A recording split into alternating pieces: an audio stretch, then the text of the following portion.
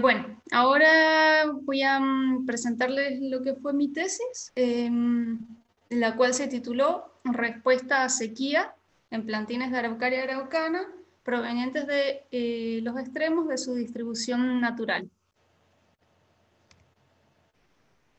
Yo principalmente armé mi tesis en 5 capítulos, 5 capítulos. En primer lugar, lo que es introducción general. Después hablé particularmente de lo que fueron respuestas fisiológicas, algunas respuestas fisiológicas de los plantines de Araucaria ante condiciones de estrés hídrico. Luego, en el capítulo 3, hablé de lo que son las respuestas bioquímicas en los plantines. En el capítulo 4, lo que son respuestas anatómicas de la madera en los plantines de Araucaria. Y finalmente, las conclusiones finales. Como para hablarles un poco de, en general, de un marco teórico, bueno, en general lo que es, digamos, estrés, al estrés le decimos a cualquier factor ambiental externo a la planta que influye de forma negativa en el desarrollo común de cualquier planta. Nosotros en la planta podemos identificar lo que es el estrés hídrico, puede ser a través de sus causas, a través de los efectos fisiológicos y metabólicos que se producen a nivel de planta. Entre las causas podemos mencionar lo que sería una disminución de la precipitación, aumento de la temperatura ambiental, aumento de la demanda atmosférica del agua y una disminución del agua en el suelo. Y en cuanto a los efectos fisiológicos, podemos hablar de varios efectos. Principalmente yo voy a hablar de cambios hormonales, lo que sería cambios en lo que es el alargamiento celular, disminución en la fotosíntesis, se produce el cierre estomático, generalmente se aumenta la transpiración en las plantas ante estrés, disminuye lo que es la hidratación de las plantas, disminuye la síntesis proteica y aumenta el contenido de osmolitos en las hojas. Y a su vez todos estos efectos siempre están relacionados entre ellos. Bueno, y estos efectos nosotros lo podemos ver en un contexto de cambio climático, los cuales pueden verse agravados debido a este efecto de cambio climático.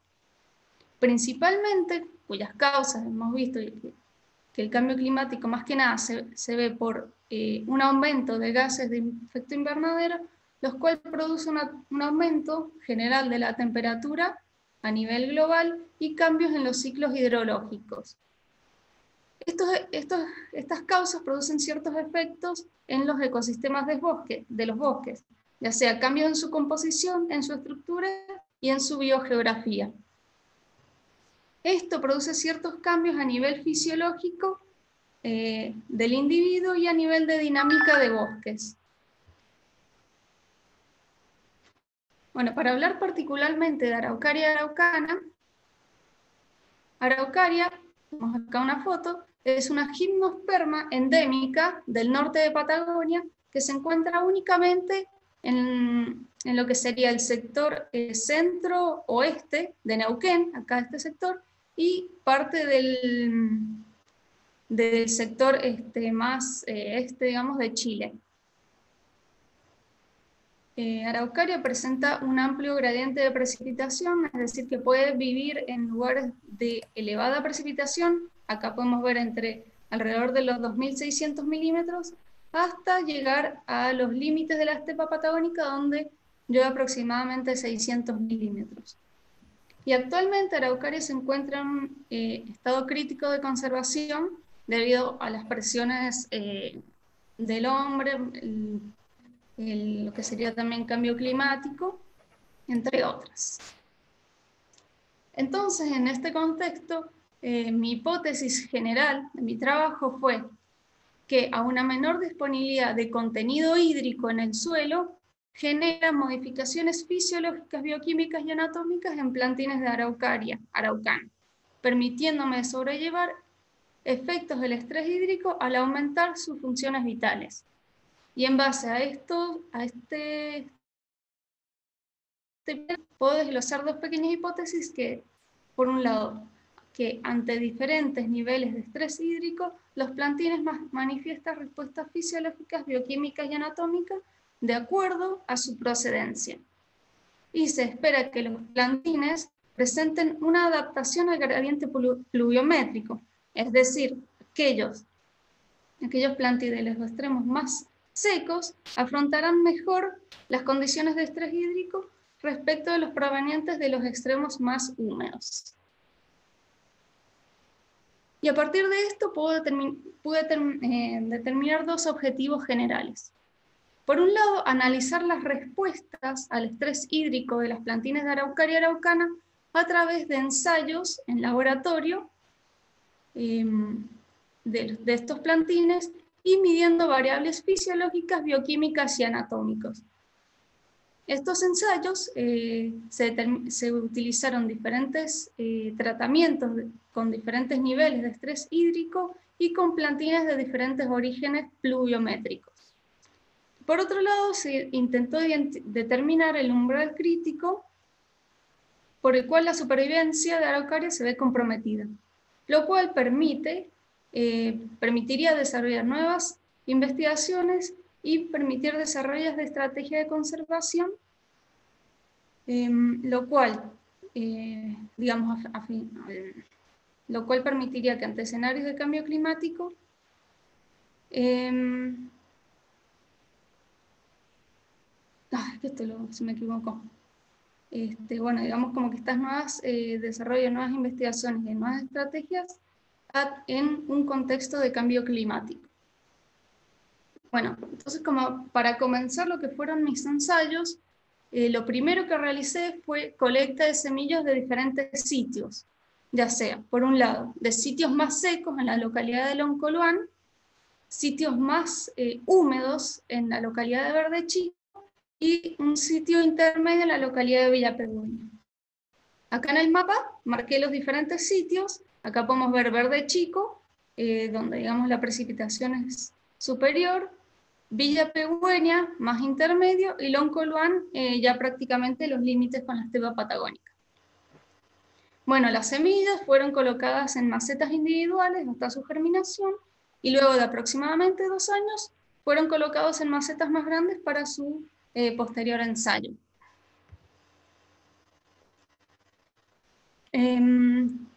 Finalmente, digamos, yo realicé 3 ensayos, ya que para que las plantas tuvieran este tamaño que se ve aquí en la foto, tuvieron que pasar, como dije, como aproximadamente 3 años, para que, digamos, la planta tenga un tamaño adecuado para su experimentación. Entonces realicé 2 ensayos previos con plantines que nos dieron en el vivero de Villa Pegüeña. Por lo tanto, estas plantines pertenecen al sitio de Villa Pegüeña, para el ensayo 1 y 2. Bueno, los plantines se colocaron en unas tarimas y se colocó, por un lado, tela media sombra y un cobertor plástico, para evitar, digamos, que pasara el agua de lluvia, y tela media sombra, digamos, como para simular condiciones de sotobosque que generalmente se encuentran en los plantines de Araucaria. Los experimentos se realizaron en los predios de la Facultad de Ciencias Agrarias durante el periodo de crecimiento de la planta, es decir, el periodo estival. Los ensayos duraron aproximadamente 3 meses, unos 65 días, 3 meses, y se realizaron 3 tratamientos, como muestro acá. Por un lado, el tratamiento control se los regó cada 3 días a las plantas, sequía moderada se regó 1 vez por mes, y finalmente sequía severa se regó al comienzo de la etapa de crecimiento y luego no se volvió a regar en todo el ensayo.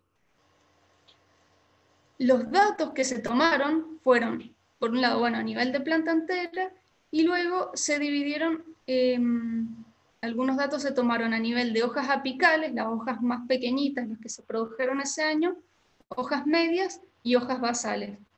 Esto se realizó debido a que las hojas de Araucaria sobreviven en la planta aproximadamente 22 años.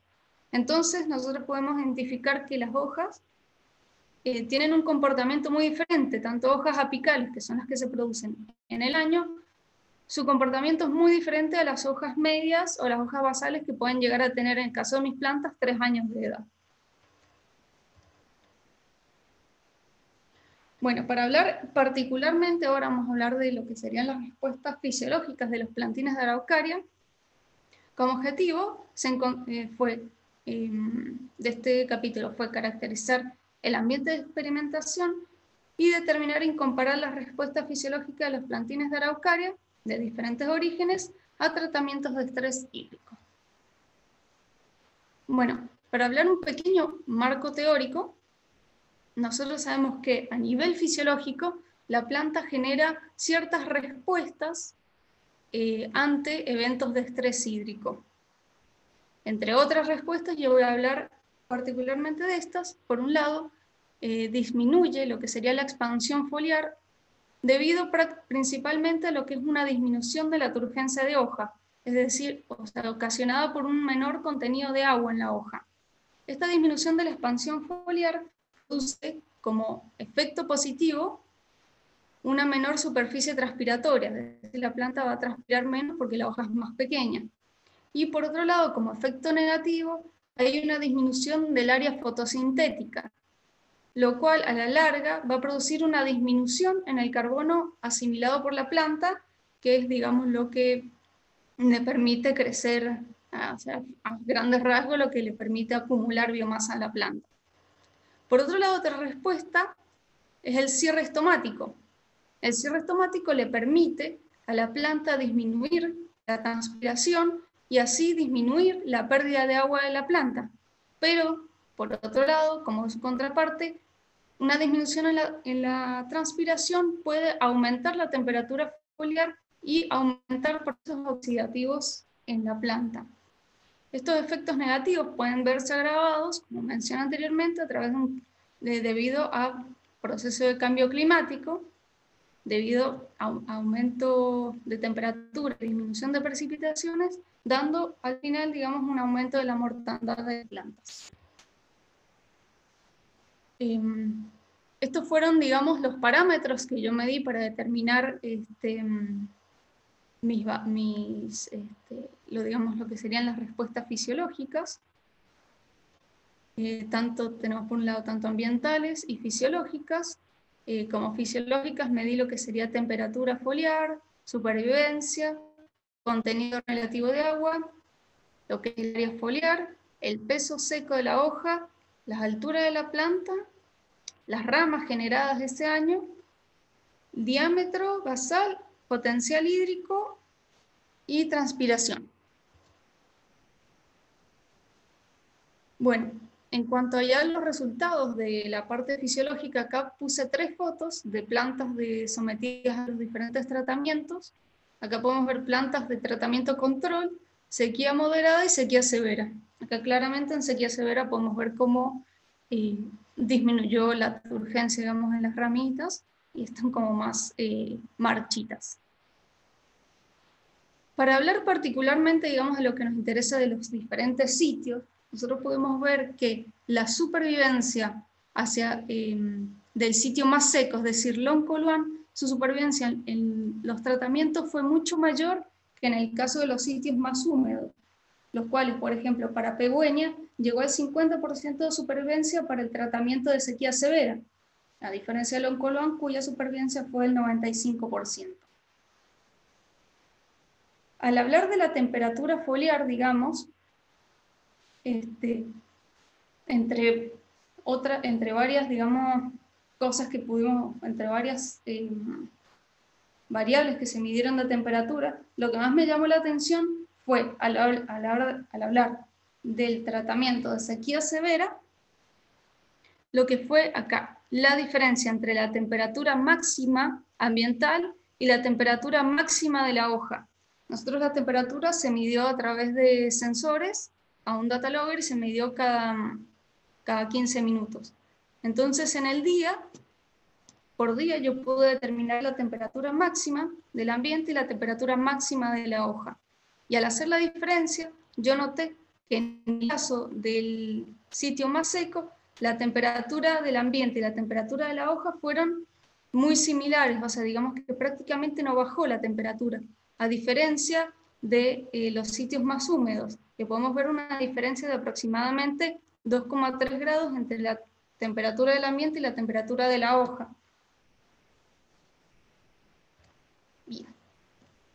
Por otro lado, yo medí, digamos, lo que fue la humedad del suelo a través del potencial matriz.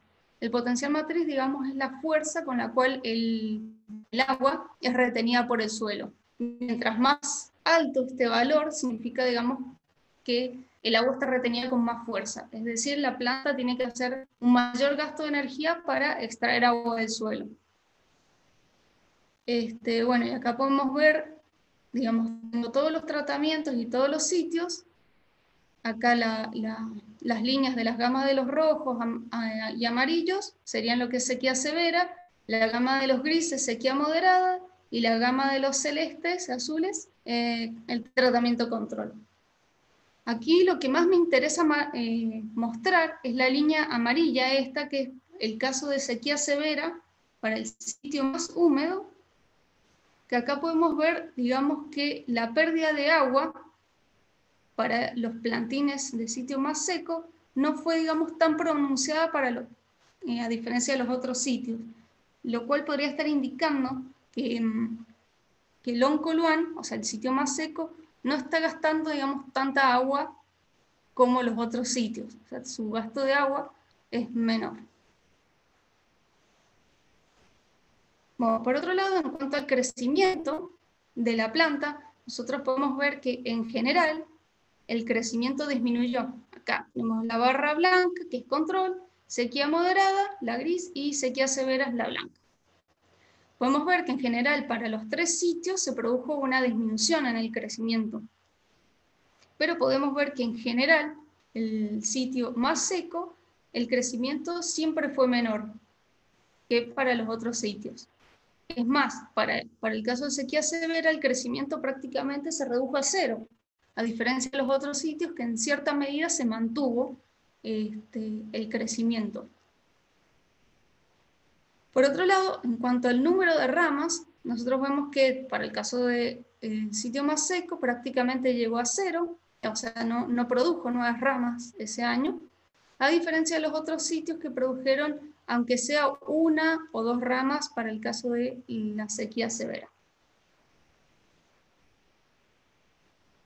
Bueno, entonces podemos decir en general, digamos, que lo que fue el potencial matriz, o sea, el agua del suelo, digamos, el potencial matriz, digamos, que es la fuerza con la cual está retenida el agua en el suelo, fue mayor hacia sequía severa. Es decir, que la planta tiene que realizar más gasto de energía para extraer el agua retenido en el suelo.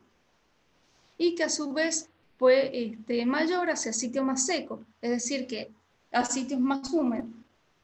Es decir, que las plantas de sitios más húmedos producen un mayor consumo de agua y por lo tanto gastan más cantidad de agua en el suelo que los sitios más secos. En cuanto a la temperatura foliar también, la temperatura foliar vemos que en los sitios más húmedos fue menor, por lo tanto podríamos estar diciendo que la transpiración se mantuvo activa hacia los sitios más húmedos, indicando posiblemente una apertura que se mantuviera, digamos, los estamos abiertos en los sitios más húmedos. Por otro lado, en cuanto al crecimiento, también vimos, digamos, que disminuyó drásticamente a medida que aumentó el estrés hídrico, disminuyendo lo que es la biomasa acumulada y el potencial de turgencia de las hojas. Y por otro lado, en cuanto al sitio más húmedo, podemos decir que el crecimiento en cierta medida se mantuvo en los sitios más húmedos, como vimos, digamos, en los grafiquitos.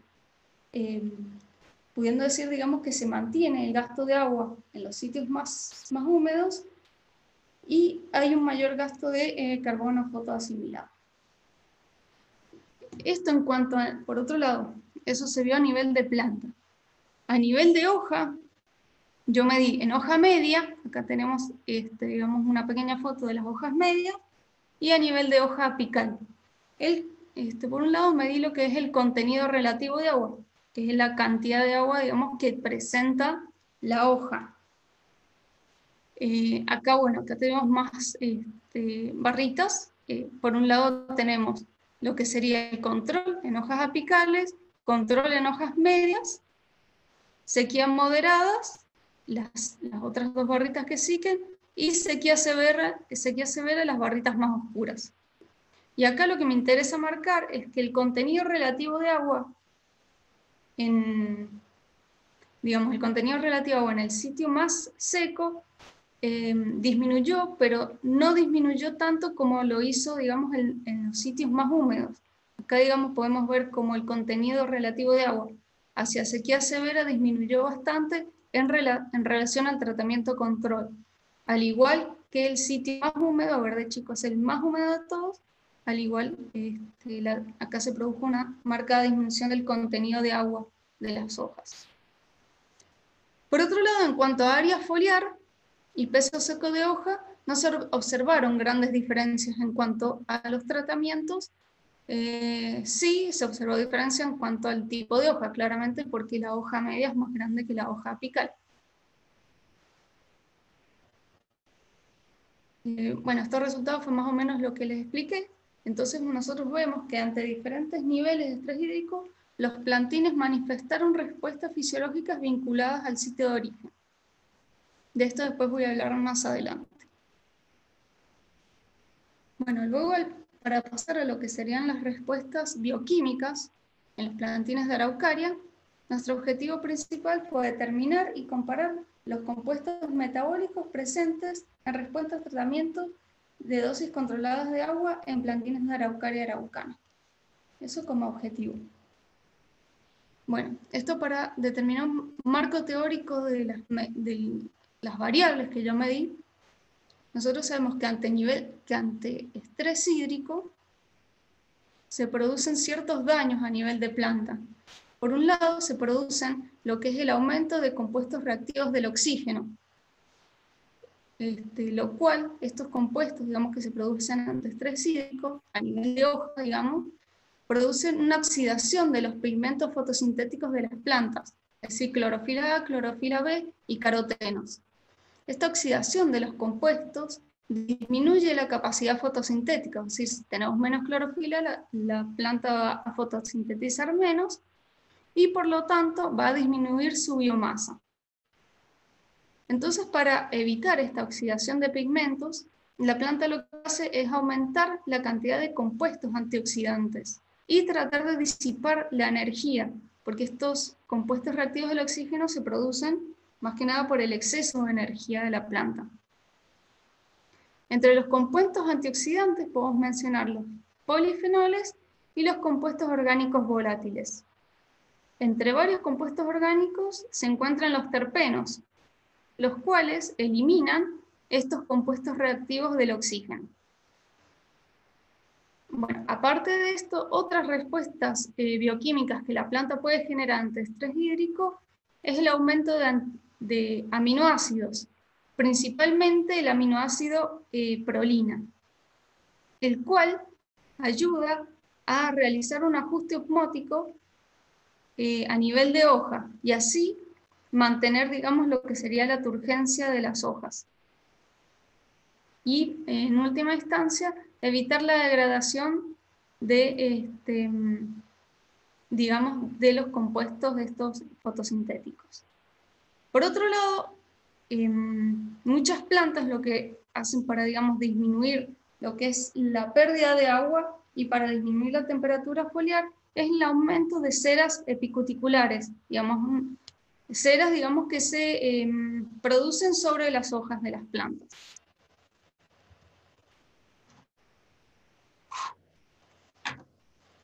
Bueno, en esta tabla yo más o menos muestro los parámetros que yo medí. Fueron todos estos, yo les voy a hablar más adelante de todos estos, así que no los voy a mencionar ahora. Bueno, acá yo lo que medí fue, digamos, los pigmentos fotosintéticos en las hojas, tanto clorofila A, clorofila B y carotenos. Entonces, yo lo que hice fue, acá solamente les estoy mostrando lo que es el control en hojas apicales, control en hoja media, y después pasé directamente a sequía severa en hojas apicales y medias, para que no haya tanto lío de barritas. Entonces, nosotros vemos que en el caso del oncoluán, clorofila A, clorofila B y carotenos prácticamente no mostraron degradación de las clorofilas, a diferencia de lo que ocurrió en Villa Pegüeña, en cual es un sitio húmedo, se produjo un elevado nivel de degradación. Acá lo podemos ver, digamos, tanto de clorofila A como de clorofila B y de carotenos. Y también para el sitio de verde chico se observó también cierta degradación, con diferencias acá significativas. Pues por otro lado, acá hay digamos, unas fotos de lo que fue la producción de cera en las hojas de araucaria. Estas son imágenes de microscopio electrónico de barrido. Nosotros acá en esta foto podemos ver, por ejemplo, esta es una foto del tratamiento control de una hoja apical, de la cara adaxial, digamos esta primera hoja. Entonces podemos ver cómo la cera se acumula principalmente alrededor del estoma. Se forman, digamos, en araucaria como estas obstrucciones con forma de tubos que cubren lo que sería el estoma, lo cual, digamos, ayuda a disminuir la transpiración, la pérdida de agua que se produzca a través del estoma. Luego vemos que a medida, digamos, esto es en hoja apical. Si yo, por ejemplo, veo una hoja basal, que está de este otro lado, podemos ver, digamos, como que la cera que se produce, digamos, en los estomas ya pierde, digamos, su forma tubular y empieza a formar una especie de costra que a la larga termina tapando el estoma completo. Estas capas de cera aumentan en el caso de sequía severa. En esta imagen de acá podemos ver cómo el estoma prácticamente está tapado por cera, lo cual podemos decir que aumentó el contenido de ceras en sequía severa. Acá en el gráfico nosotros podemos ver que particularmente para las hojas apicales, en el caso de sequía severa, aumentó significativamente la cantidad de ceras. Es decir, que para el momento de estrés, o sea, la hoja apical es la hoja que se produjo en el año que yo realicé el ensayo. Entonces podemos decir que reacciona en ese momento produciendo más cera en el caso de sequía severa. Bueno, entonces en general nosotros podemos decir que los pigmentos fotosintéticos aumentan, digamos, su oxidación a medida que el estrés aumenta. Y es mayor hacia los sitios más húmedos. Esa oxidación es mayor hacia los sitios más húmedos. Por otro lado, yo medí fenoles y antocianos, los cuales no mostraron diferencias entre tratamientos. Bueno, sí en concentración de las hojas, pero lo que nos interesa es que no hubieron diferencias entre tratamientos. Generalmente uno esperaría que los fenoles y antocianos, al ser compuestos antioxidantes, al ser compuestos antioxidantes, es esperable que aumenten ante estrés hídrico. Pero en el caso de araucaria, no hubieron variaciones, lo cual nos podría estar diciendo que araucaria presenta otras estrategias para reducir lo que es el efecto del estrés hídrico. Por otro lado, yo realicé lo que fue el perfil de aminoácidos totales de la planta de araucaria en los diferentes sitios. Y bueno, acá pudimos ver todos los aminoácidos presentes en la planta, los cuales, bueno, se identificaron todos los aminoácidos para las plantas. Y principalmente lo que a mí más me interesa mencionar acá es la prolina libre, que es el aminoácido que se encarga de realizar el ajuste osmótico de las plantas es decir, es ese aminoácido hacia la hoja ante eventos de estrés hídrico. Y entonces acá podemos ver cómo en el caso del sitio más seco aumentó de forma muy elevada, digamos, lo que es la prolina libre hacia el tratamiento de sequía severa.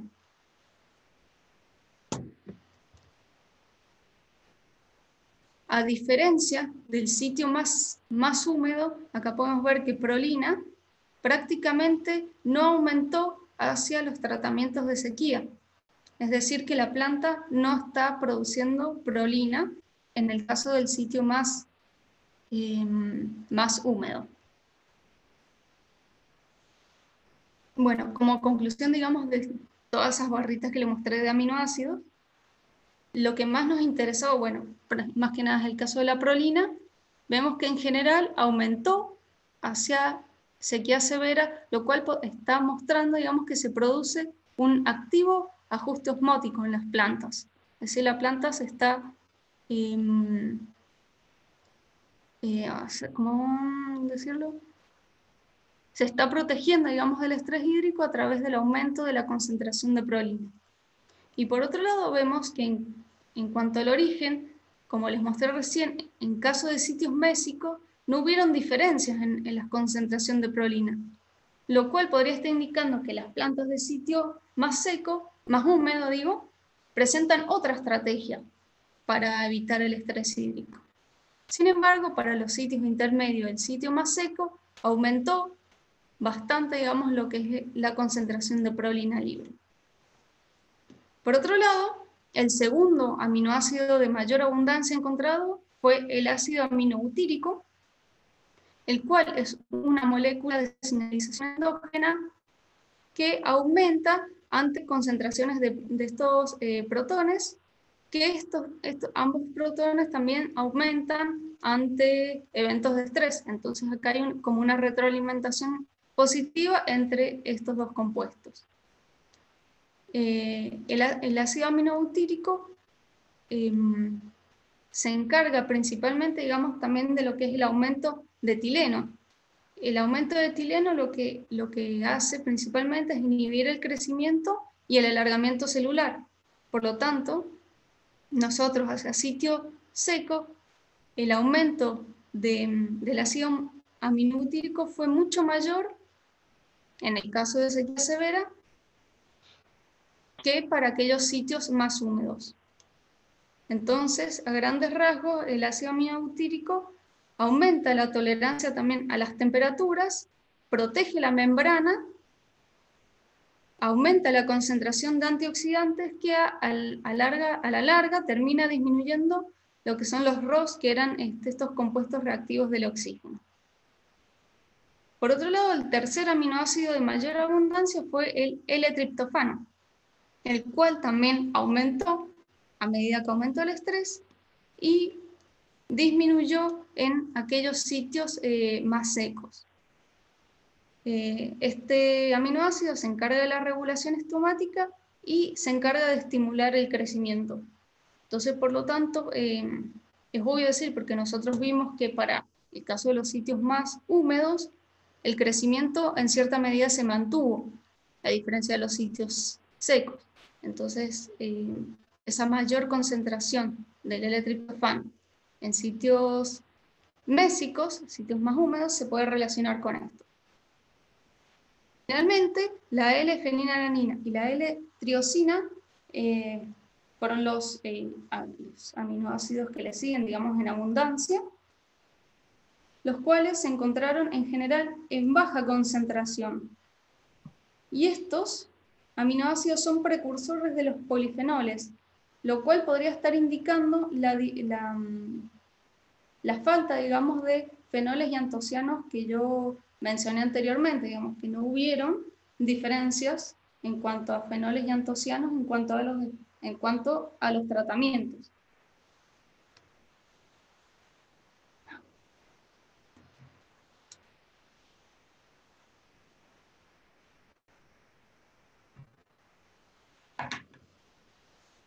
Bueno, por otro lado, nosotros identificamos lo que fueron los compuestos orgánicos volátiles, Es decir, esos compuestos orgánicos, digamos que bueno, son volátiles que, digamos, la planta larga a través de las hojas, a través de la transpiración.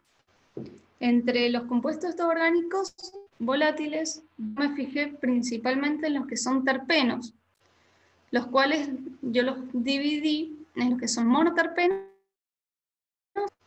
Acá también hubieron grandes diferencias en cuanto a los sitios.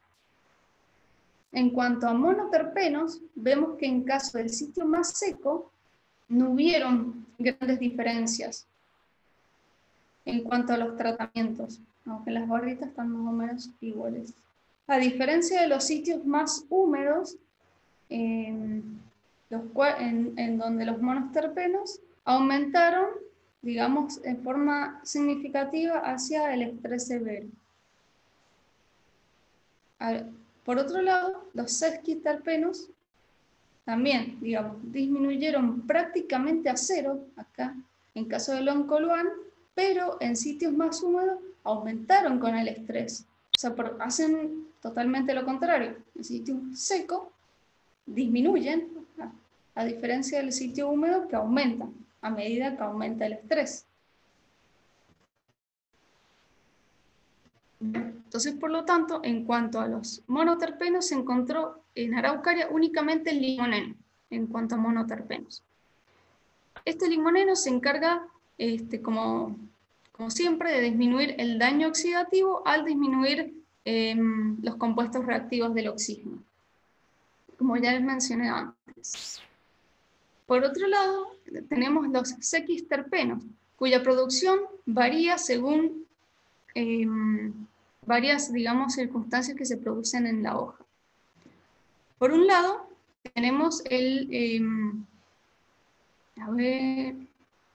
carbono fotoasimilado, que es la principal fuente, digamos, de producción de sesquisterpenos.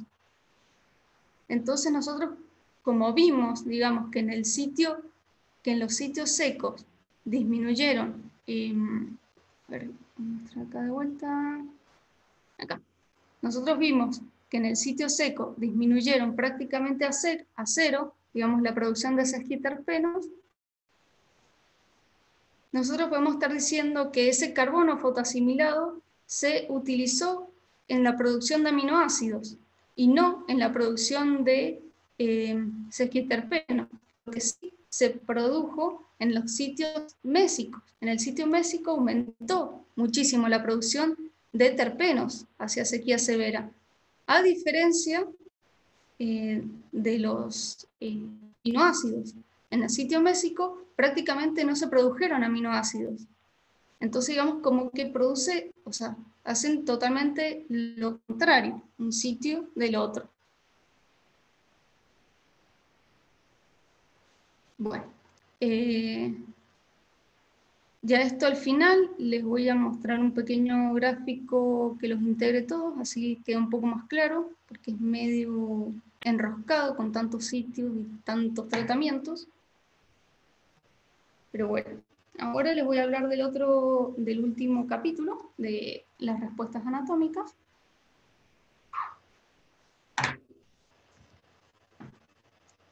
Bueno, como sabemos, la madera de las gimnospermas, que Araucaria es una gimnosperma, se encuentra formada principalmente por traqueidas. Las traqueidas son los elementos del xilema, o sea, de la madera en gimnosperma, y se encargan de la conducción de agua a través de la planta y de sostén. Las traqueidas se forman, digamos, en lo que es el anillo de crecimiento. El anillo se forma en un año de crecimiento de la planta, en un año, y se divide en dos leños. Por un lado, el leño temprano, el cual se produce a comienzos de la etapa de crecimiento, cuyas paredes son más finas,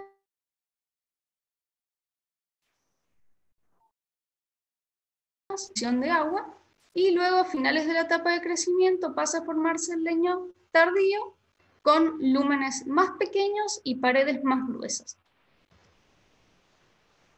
Bueno, entonces ante eventos de sequía se producen ciertos cambios en la anatomía del xilema.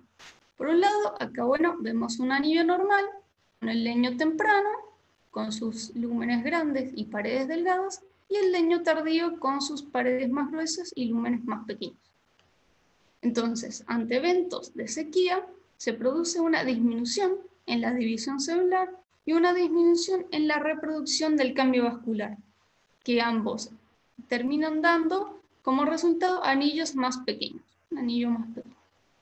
Por otro lado, se puede producir un aumento en la densidad de madera, el cual está dada por una disminución del lumen y un aumento en espesor de pared, lo cual da como resultado las fluctuaciones de densidad intraanual, que podemos ver acá. Por ejemplo, se está formando el leño temprano, se produce un evento de sequía y da como respuesta, digamos, esta fluctuación de densidad con lúmenes más pequeños y paredes más gruesas, lo cual le brinda mayor resistencia a la cavitación. O sea, para evitar, digamos, lo que es el colapso de las traqueidas ante elevada tensión producida por la falta de agua en el suelo y una demanda de agua excesiva por parte de la atmósfera. Entonces, bueno, yo para estudiar esta parte, yo lo que hice fue cortar secciones transversales de los tronquitos de las araucarias, de aproximadamente 3 centímetros, se cortó en la base del cuello de aproximadamente 2 centímetros por arriba de lo que sería la base, digamos, a nivel de la tierra, y parte de eso se utilizó para determinar el perfil de densidad intraanual y la otra sección se utilizó para la parte de anatomía. Para ver la parte de densidad se llevaron estas secciones al laboratorio de anatomía de la Universidad de Sao Paulo y a través de los rayos X se pudo determinar el perfil de densidad y así poder ver densidad máxima, media y media, tanto del anillo como del leño temprano y tardío. Y la anatomía se vio en el laboratorio de histología de Yanila y se midió mediante microscopio óptico. Bueno, estos, digamos, son los resultados de los perfiles de densidad. Esto es una foto de rayos X de los cortes transversales de los tronquitos de araucaria. Y lo que acá, más que nada, quiero marcar, digamos, este primero es el tratamiento control, después sigue sequía moderada y sequía severa. Las flechitas acá amarillas indican el momento de riego. Entonces acá nosotros vemos cómo el riego se comenzó a principios de la etapa de crecimiento, con densidades bajas, y luego a medida que se marcó, digamos, el estrés, aumentó la densidad. Pero luego se realizaron los otros riegos y disminuyó un poco la densidad, para luego aumentar finalmente hacia el leño tardío. En cambio, en sequía severa, digamos que se produjo un único riego y la densidad aumentó de forma marcada hacia finales del anillo de crecimiento. Entonces, bueno, en general podemos decir que la densidad de la madera fue mayor para el caso de sequía severa, acá la barrita más oscura es sequía severa, tanto para el leño temprano como para el leño tardío. Y al hablar exclusivamente del caso de sequía moderada, nosotros vemos que los picos estos de mayor densidad que se produjeron debido al estrés hídrico fueron similares a las densidades del leño tardío.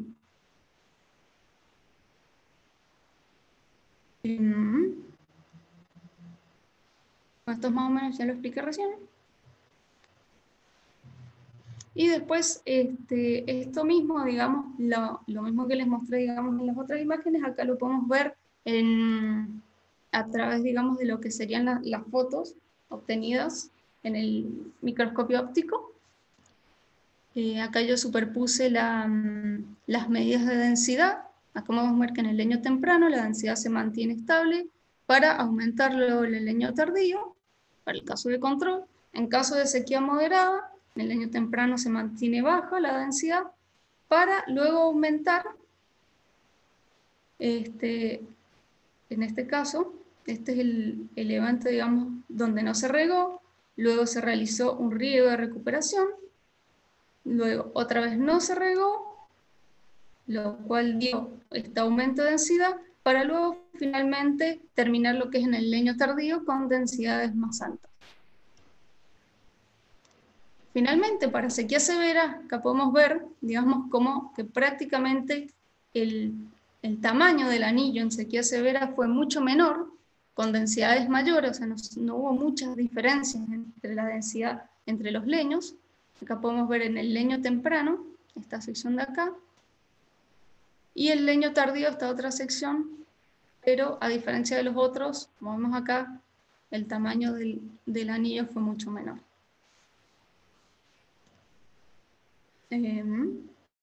Bueno, entonces lo que más me interesa marcar acá, que el ancho de anillo entre los tratamientos control, sequía moderada y sequía severa, presentaron diferencias significativas, siendo el ancho de anillo mucho mayor para el caso de control y menor hacia el caso de sequía severa. Pero lo que más me interesa acá mostrar es que la densidad del leño tardío, para el caso de sequía severa, fue menor que para el caso del control, lo cual es contraproducente. Nosotros pensaríamos que esto es al revés. Pero esto podría deberse más que nada porque prácticamente se redujo a cero, prácticamente, digamos, no alcanzó a formarse mucha, al no producirse un anillo tan grande, por lo tanto la densidad que mostró, digamos, en los rayos X no fue tan marcada, prácticamente porque el anillo presentó apenas muy pocas filitas muy pocas filas de células.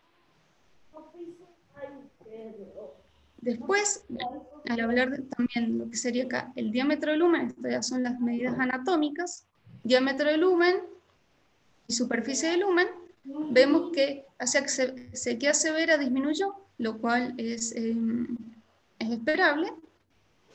Por otro lado, el espesor de pared no presentó grandes diferencias, como vemos acá, fueron prácticamente iguales, pero sí aumentó hacia sequía severa lo que es el factor de refuerzo de traqueidas.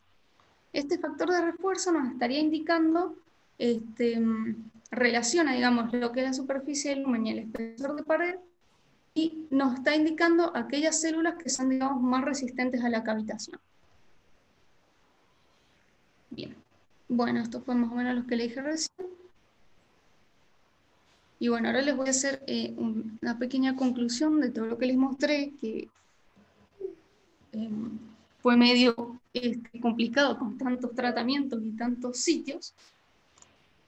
Entonces, en conclusión, yo estoy diciendo, digamos, que Araucaria araucana principalmente presenta un comportamiento evitador, o sea, evita los eventos de sequía. Pero los sitios, según el origen, la planta también presenta diferentes comportamientos. Es decir, por la procedencia del plantín, dado, digamos, por este gradiente pluviométrico que les había mostrado al principio, podría llegar a tener una adaptación local.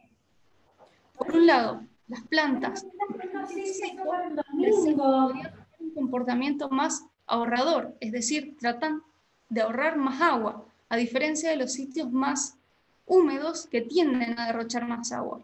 Esto lo puedo decir, digamos, más que nada, por la regulación térmica. Nosotros hemos dicho que la regulación térmica en sitios secos fue menor, es decir, que se está derrochando menos agua, o sea, está transpirando menos, a diferencia del sitio húmedo, el cual está transpirando más.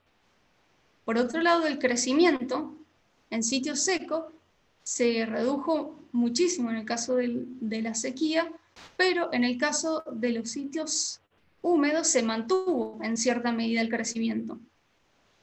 Lo mismo podemos ver en cuanto al agua en el suelo.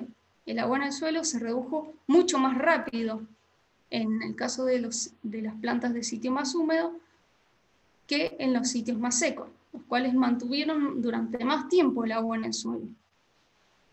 La mortalidad fue mayor para el caso de los sitios más húmedos y menor hacia los sitios más secos.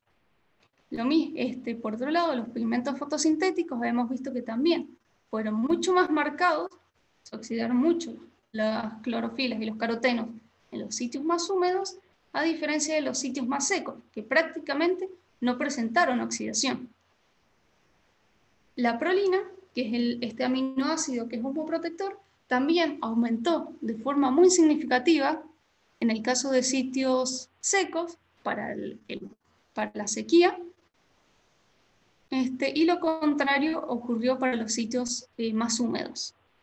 Lo mismo que el ácido aminobutírico. Y finalmente, los terpenos, como les había dicho, tienen un comportamiento totalmente contrario a lo que son los aminoácidos. Para el caso de los sitios más secos, los terpenos se redujeron, a diferencia de los sitios mésicos. Entonces, por un lado, los sitios secos utilizan más la estrategia, digamos, de producir prolina. O sea, utilizan compuestos fotosintéticos para la producción de terpenos. Bueno, y todos estos, digamos, como que yo medí, están vinculados dentro de lo que es un contexto en el cual la sequía y las digamos, en general. Bueno, en cuanto a las futuras líneas de investigación,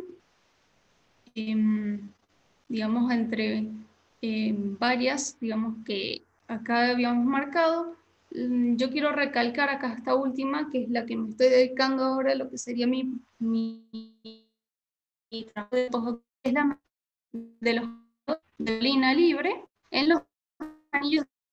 O sea, yo en las hojas, los anillos de crecimiento, se encuentra la prolina. Y esto determinando evoluciones temporales comparando estos valores de este aminoácido con las variables climáticas. Yo podría decir que este es un potencial nuevo dato climático para interpretar condiciones y su influencia en la fisiología.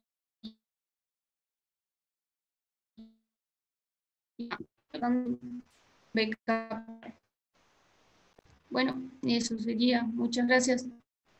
Espero me hayan entendido algo. No. Gracias, Sofi. Bueno, Ahora te abrimos. digo cómo dejar de compartir. Arriba dice stop. Abrimos ahora si alguien tiene alguna pregunta, consulta para Sofía. Ahí está.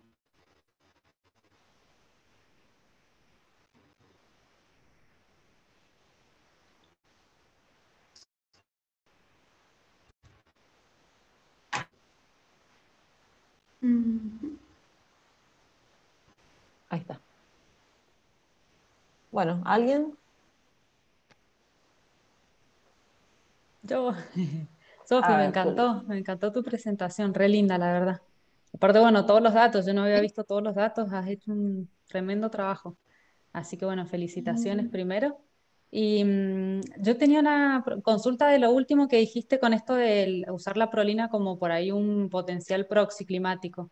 ¿Sabes cuánto puede llegar a mantenerse como en el anillo, la prolina, en el tiempo? Porque no sé si tiene Sí. degradación con el tiempo, cómo sería eso si lo conoces. No, porque en teoría, digamos, la prolina formaría ya parte del anillo y estaría, digamos, en la parte ya estructural del anillo. O sea, no se degradaría en el anillo, en teoría. O sea, yo estuve leyendo otros trabajos que han medido eh, lo que sería prolina en el anillo. Y se mantiene, digamos, porque, digamos, ya cuando se forma ese año, digamos, se aumenta la prolina y pasa, digamos, a través de lo que es la formación del anillo de ese año, se mantiene y aparte pasa a formar parte estructural de la lignina, o sea, parte de lo que es la pared, entonces se mantiene, en teoría se debería mantener para siempre. O sea, es más o menos también lo que queremos probar ahora.